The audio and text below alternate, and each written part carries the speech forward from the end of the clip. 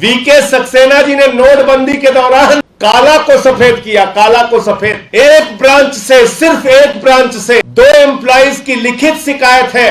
प्रधानमंत्री जी, आज के बाद आपके अंदर परिवारवाद के खिलाफ बोलने का नैतिक साहस नहीं होना चाहिए। परिवारवाद के खिलाफ एक भी शब्द बोलने का हक प्रधानमंत्री जी आपको नहीं है। वो काले कारनामे जो आप किए हैं उसका खुलासा तो करना ही पड़ेगा। उन काले कारनामों पर कानूनी कार्रवाई तो करनी ही पड़ेगी। दिल्ली के अंदर एलजी महोदय के कारनामों से जुड़ी हुई है। दिल्ली के उपराज्यपाल के मनी लॉन्ड्रिंग से लेकर तमाम कारनामों से जुड़ी हुई पत्रकार वार्ता है। और मैं देश के प्रधानमंत्री आदरणीय नरेंद्र मोदी जी से पूछना चाहता हूं कि दिल्ली के लोगों ने आपका क्या बिगाड़ा है? दिल्ली के लोगों ने क्या अपराध किया है? 130 करोड़ की आबादी में एक भी ईमानदार और अच्छा आदमी आपको दिल्ली के उपराज्यपाल के लिए नहीं मिला। एक भी ईमानदार और अच्छा आदमी आपको दिल्ली के आईएलजी के पद के लिए नहीं मिला। मैं प्रधानमंत्री जी से पूछना चाहता हूं, दिल्ली में दागी एलजी क्यों रखा है आपने? दिल्ली से दागी एलजी को हटाना पड़ेगा। दिल्ली के इस दागी एलजी को इस्तीफा देना पड़ेगा। और इनके कारनामे एक नहीं अनेक कारनामे। जब ये खादी के अध्यक्ष थे उस समय इन्होंने अपने पद का दुरुपयोग करते हुए खादी में जो अपनी सेवाएं देने का विभिन्न पदों के लिए एक्ट बना है, उस एक्ट का दुरुपयोग करते हुए किसी और को नहीं, अपनी बेटी को खादी के लॉन्ज की डिजाइनिंग का जिम्मा दिया। अपनी बेटी को खादी के लॉन्ज की डिजाइनिंग का ठेका दिया और उसका नाम मुंबई के उस लॉन्ज के उद्घाटन पत्थर पे लिखा हुआ है। यह है वो शिलापट जो मैं आपके सामने लेकर आया हूं। यह है वो खादी का लॉन्ज जो मुंबई में बनाया गया।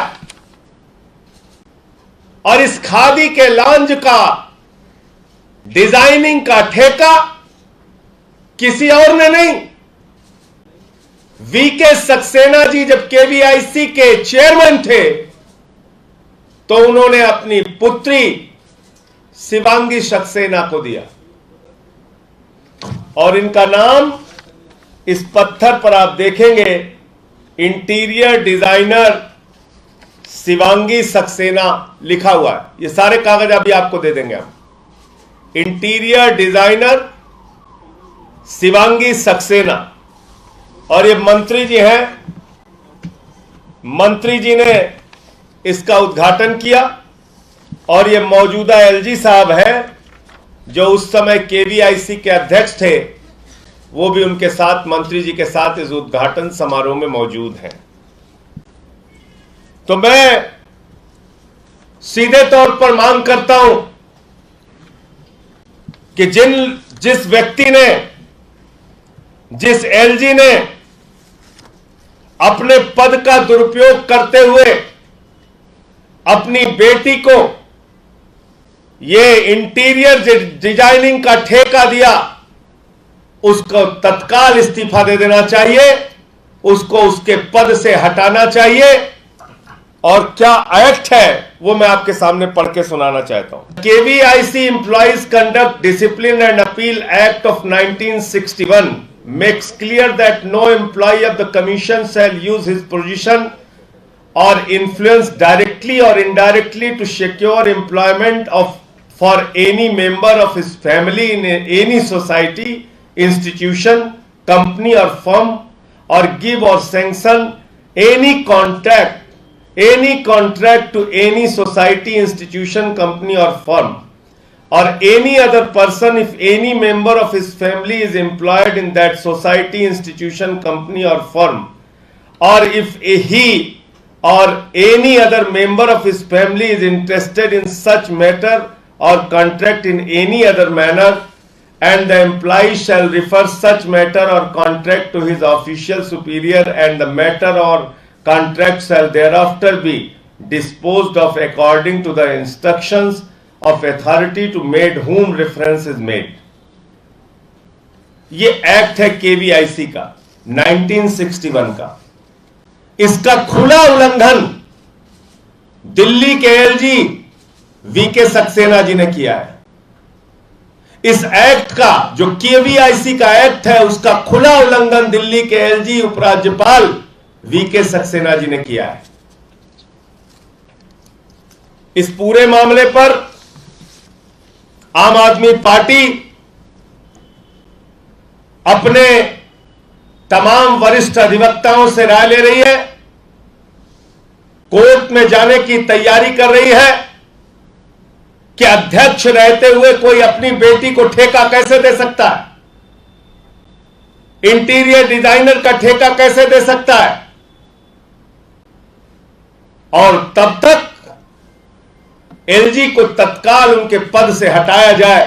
उनको अपने पद पर बने रहने का अधिकार नहीं है, क्योंकि यह दूसरा मामला है। पहला मामला आपको याद होगा क्या निकला, केवीआईसी के अध्यक्ष रहते हुए वीके सक्सेना जी ने नोटबंदी के दौरान काला को सफेद किया, काला को सफेद। एक ब्रांच से, सिर्फ एक ब्रांच से 2 एम्प्लॉइज की लिखित शिकायत है कि अध्यक्ष के कहने पे 22 लाख रुपए बदले गए और सैकड़ों करोड़ रुपए की हेराफेरी पूरे देश के अंदर किया इन्होंने केवीआईसी के अध्यक्ष रहते हुए। तो एक व्यक्ति जो इतना बड़ा दागी व्यक्ति है, जो अपने ही परिवार को ठेके पे ठेका दिया जा रहा है, प्रधानमंत्री जी आज के बाद आपके अंदर परिवारवाद के खिलाफ बोलने का नैतिक साहस नहीं होना चाहिए। परिवारवाद के खिलाफ एक भी शब्द बोलने का हक प्रधानमंत्री जी आपको नहीं है। और अगर आप परिवारवाद के खिलाफ हैं तो साबित कीजिए कि जिस एलजी ने केवीआईसी के अध्यक्ष रहते हुए अपनी बेटी को ठेका दिया, उस एलजी को आपने क्यों दिल्ली का एलजी बनाया, उस व्यक्ति को क्यों आपने दिल्ली का एलजी बनाया। और अगर अब आपको जानकारी मिल गई है तो कितने घंटे कितने देर में आप एलजी को हटा रहे हैं। हम मांग करते हैं कि ऐसे एलजी को जो नोटबंदी के दौरान पैसों की हेराफेरी में शामिल हो, ऐसे एलजी को जो केवीआईसी के अध्यक्ष रहते हुए कई घोटाले घपले और मामले किए हो, ऐसे व्यक्ति को जिसने केवीआईसी के अध्यक्ष रहते हुए अपने पद का दुरुपयोग करते हुए अपनी बेटी को ठेका दिया हो, ऐसे व्यक्ति को तत्काल दिल्ली के एलजी के पद से बर्खास्त किया जाए और इनके खिलाफ इन सारे मामलों में कानूनी कार्रवाई की जाए। आम आदमी पार्टी के नेता और आम आदमी पार्टी इस पूरे मसले पर तमाम वरिष्ठ अधिवक्ताओं से संपर्क कर रही है, राय ले रही है और जल्द ही हम इसके बारे में कोर्ट जाने पर फैसला लेंगे। दिल्ली में दागी एलजी नहीं चलेगा, दिल्ली को दागी एलजी नहीं चाहिए। दिल्ली से क्या दुश्मनी है प्रधानमंत्री जी को बताना चाहिए।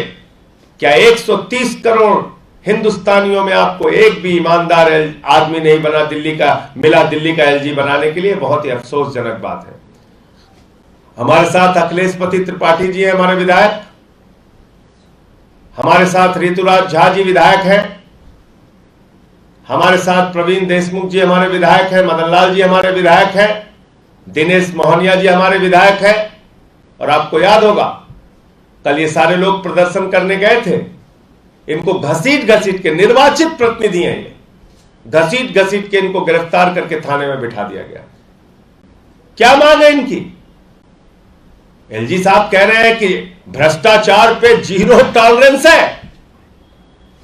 आम आदमी पार्टी और अरविंद केजरीवाल आपसे कहना चाहते हैं भ्रष्टाचार पे जीरो टॉलरेंस है, और वो चाहे किसी भी पद पे बैठा हुआ व्यक्ति है, वो चाहे उपराज्यपाल है या किसी भी पद पे बैठा हुआ व्यक्ति है, उसका नाम भले ही वीके सक्सेना है, लेकिन जीरो टॉलरेंस भ्रष्टाचार पे है। याद रखिएगा वीके सक्सेना जी, याद रखिएगा एलजी साहब, आपने अगर भ्रष्टाचार किया है तो आप उस भ्रष्टाचार की आग से बच नहीं सकते।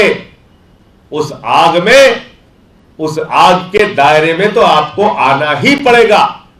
वो काले कारनामे जो आप किए हैं उसका खुलासा तो करना ही पड़ेगा। उन काले कारनामों पर कानूनी कार्रवाई तो करनी ही पड़ेगी। आप भी बचोगे नहीं।